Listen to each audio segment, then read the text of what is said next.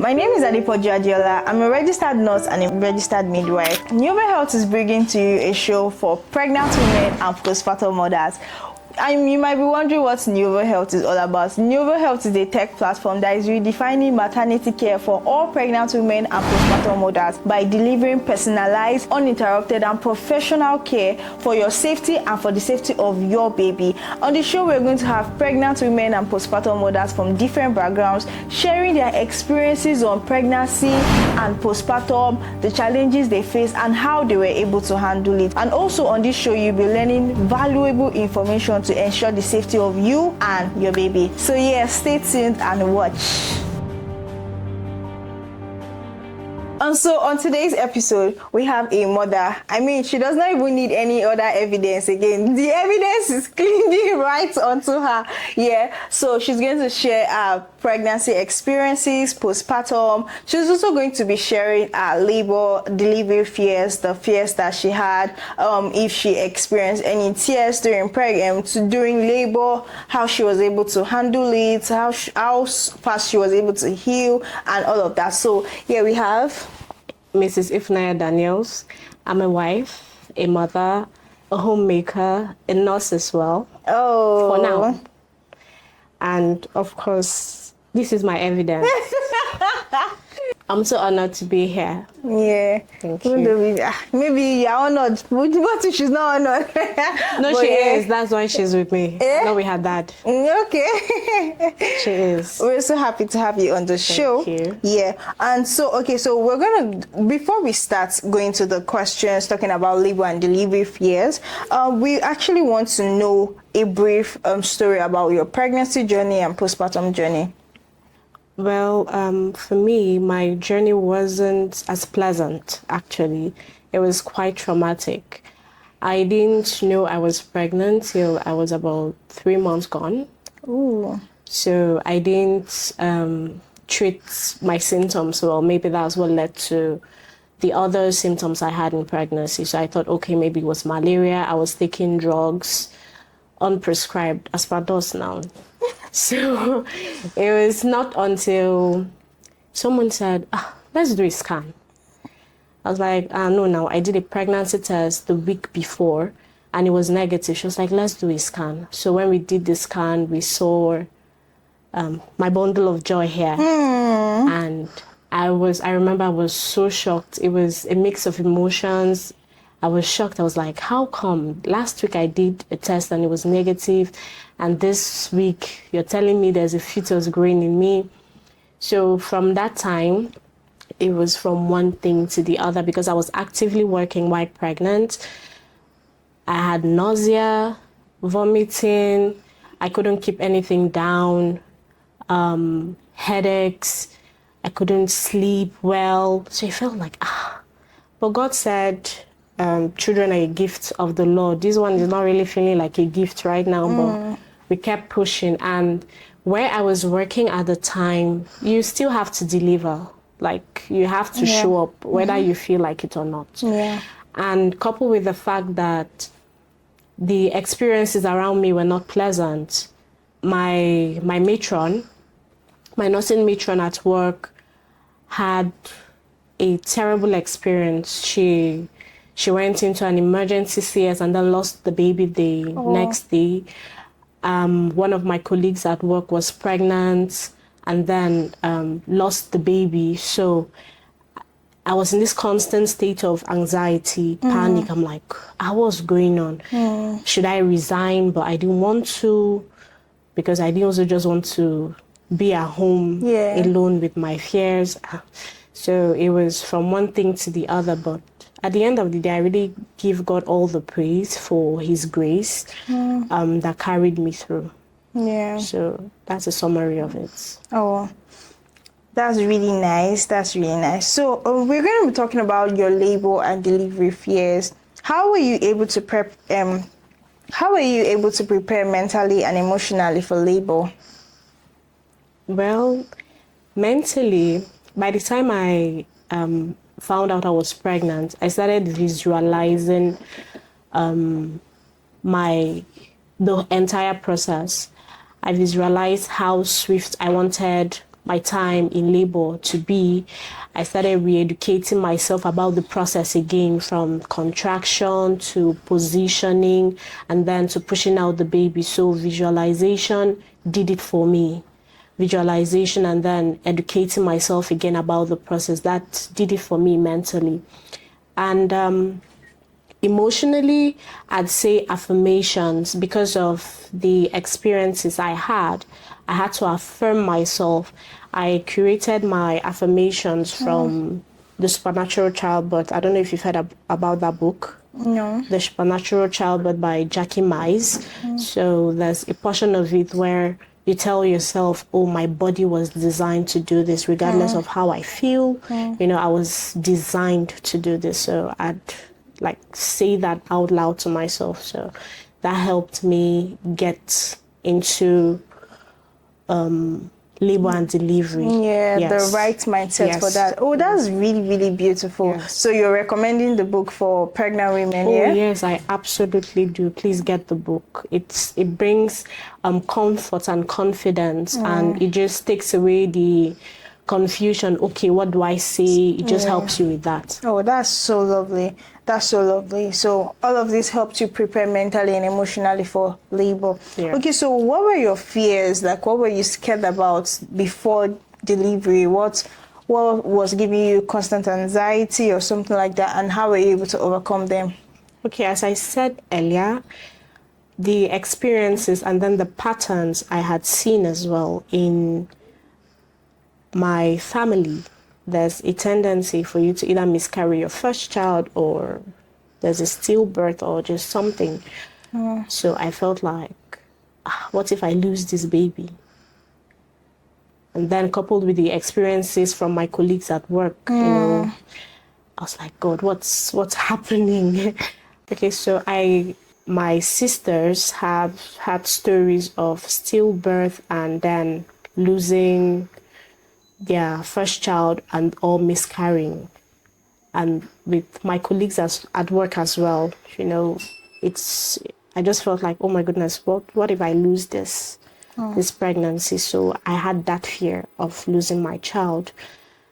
And affirmations, really, especially if your affirmations are curated from the Word of God. There's this portion in the Bible that says, you shall not cast your sorry, please, I'm trying to remember. Not cast your young or something. Yes, you shall not cast your young before it's time. I remember saying that to myself over and over and over again, even while I was bleeding. And with the bleeding, I still had to go to work. I bled for about 3-4 days, yes, before it finally ceased.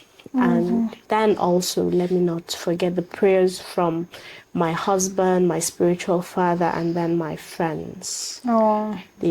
Because my spiritual father had said, curate your experience from the Word of God, regardless of whatever it is that may come your way. See, you see the importance of having a community, and that's one of the important things we are offering at Niovo Health, community, because when you gather with people like minds, people that, you know, have experienced the things that you're experiencing, you'll be able to get the support you need, the best advice, you know, everything is just going to be so wonderful. It's just like being in the right space of the same kind of people, you know, it's just so nice. It's very, very important. And that's one of the important features that you would get at Niovo Health. We are ensuring that you're not doing this alone.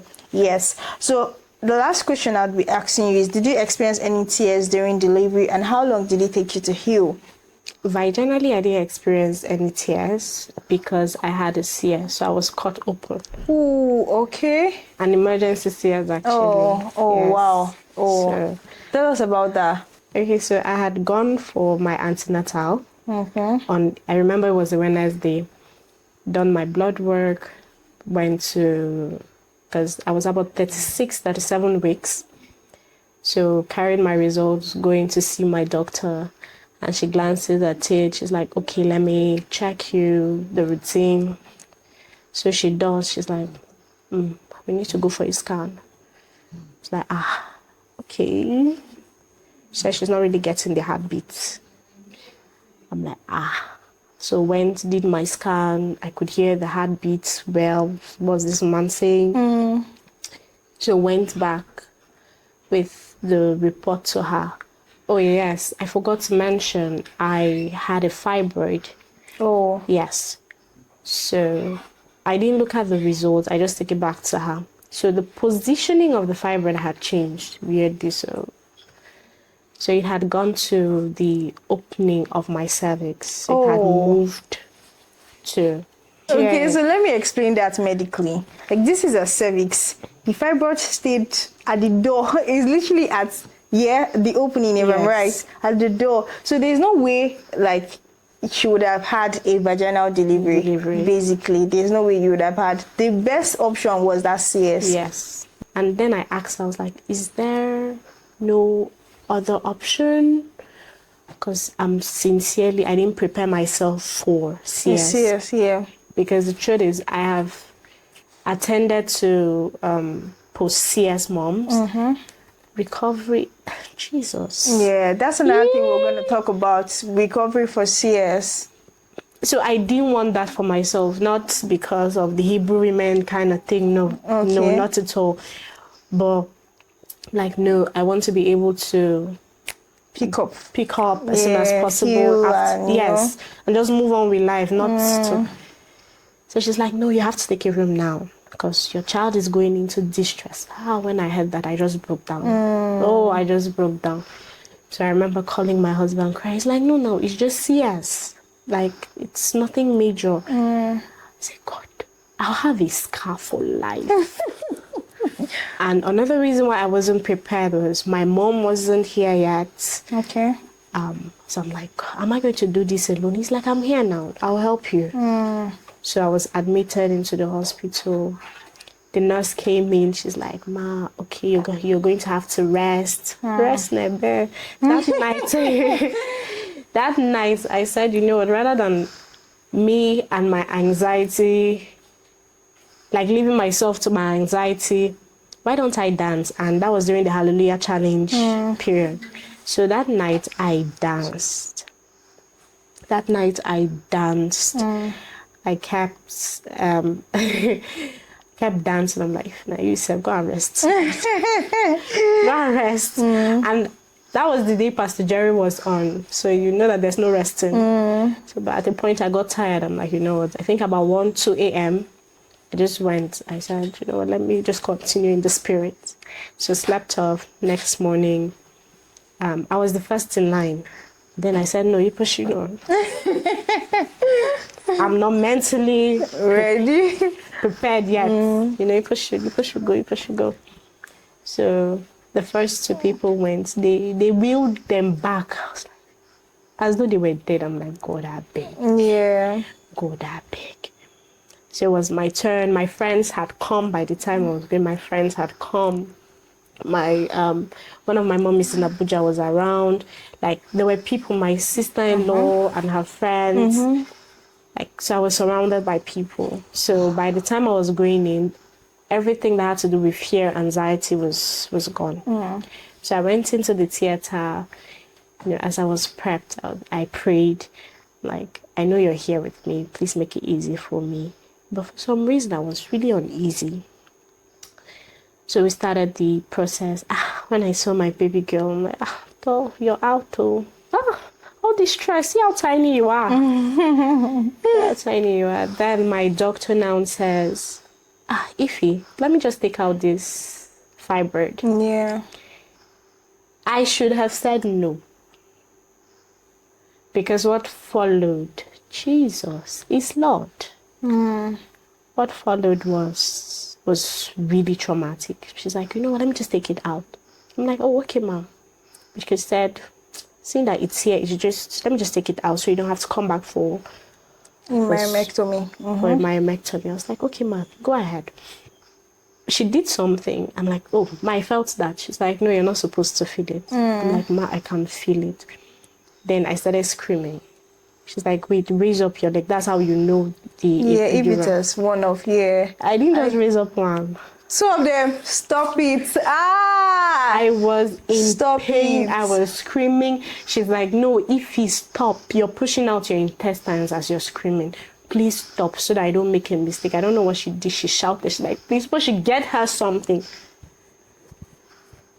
The theater became chaotic. I don't know. Then the last thing I could remember was the man tapping me. I was like, madam, you know they go anywhere. Madam, you know they go anywhere. He was tapping me, you know. So at the point I just said, God help me, and I think that's why I passed out from the pain. Before they could give me something that kicked in, and I was wheeled back to my room. Like, blood. Where's her blood? I remember when I woke up, one of another patient's relative came to me and she was like, thank God. And when she saw me, she thought I was dead. I was like, no, Jesus told me to come. It's not possible. I've not breastfed my baby yet, so I'm not going anywhere. She's like, no, that the way I looked. I said, now me and Jesus know what I say for that theater. And she's like, thank God. And I'm like, it was traumatic, but I'm really grateful for how far the Lord has brought us. Yeah. So how were you able to heal from CS? And how long did it take you to heal? Amazingly, I started walking the next day. Oh, yeah, it was painful, but and this was because of strong head. Because like for me that night, as I woke up, because I think I was done at about 2. When I woke up, it was 6-7 p.m. already. So I wanted to try to stand up to go have my body, like from here to here, as what now? Jagaban where you I said no, I know early motion in after CS it helps. So please, I don't want to be here for long. So the next day I stood up, and I remember the midwife was like, even the second time CS mom was still, she said she cannot even turn. So where did I get the strength? Yeah. I said, see, I know this thing, the earlier the better. I don't want to stay too long healing. So let me just get this thing done. I was in pain, and as at the third day, the second day into the third day, when the doctor came, it's like, oh, Ify, how are you? How are you doing? I said, I've moved, I've farted, and I've everything. started eating. Yeah, that's She's another like, important thing. You have to fart, just to ensure that, because if you go under anesthesia, just to ensure that like all your organs have gone back to the normal place. That's why they say you must fart before they know that, like you're good and all of that. So go ahead. So while I was giving her my brief, she's like, wow, for someone that almost died in the theater, I said, thank God you said almost died. I didn't die. So she's like, oh, that's really amazing. Then she goes on to look at my stitch. She's like, what? I'm like, what's going on? She says, you're healed though. Oh, wow. That was like day what at this point? 2 into day 3. Oh, wow. I'm telling you. That's wonderful. Because I shared the room. So my, what I call her, roommates, CS mates, said, Ma, she has even been moving up and down. She's the one that's giving us ginger to turn. She's like, what? I said, Ma, yeah, I had my bath myself. Wow. She's like, easy, so that you don't break down as well, because you need to rest. Yeah. So I took that advice, but I ensured that I kept moving. So my healing process was, as at 3 weeks post CS, I was fine. Oh, wow.